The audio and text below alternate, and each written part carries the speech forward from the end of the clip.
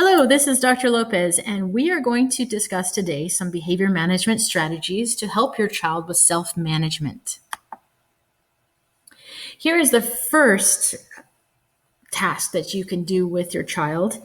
It is a chart that they regulate their own behavior. So basically, you choose some strategies that you want them to focus on. Here's some examples here, like raising your hand and answering questions. And then every time they engage in that behavior, your child will score or tally on the second column as far as the amount of times that they did engage in that behavior.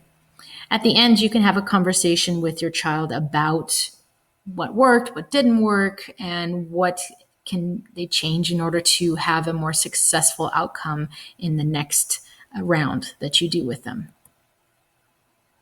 Here is a behavior tracker. And so basically you choose a specific behavior that you want them to focus on. For instance, raising your hand. And if they're prompted to do that and they are successful, then they get a check. If they're prompted and they are not successful, they forget, or they don't engage in that behavior, then they get an X. And so after a specific time period, you can go ahead and track the amount of times that they did the behavior successfully and how many times they didn't.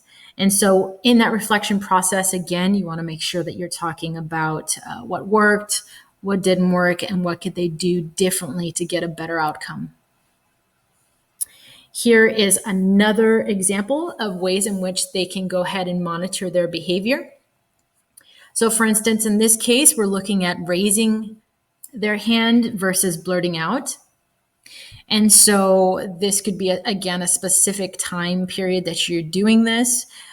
They go ahead and provide themselves check marks for when they do the behaviors. And also this is important because an incentive is tied with it. So for instance, if I raise my hand instead of blurting, I get extra computer time. And there may be other different types of things that they want to work for. So it's super important to make sure that the child is involved in the process of creating the incentive. Otherwise, they may not want to work for the incentive that you pick for them. So it's important to let them know ahead of time, this is an agreed upon incentive, this is the behaviors that I want to see, and then they track their progress in getting there.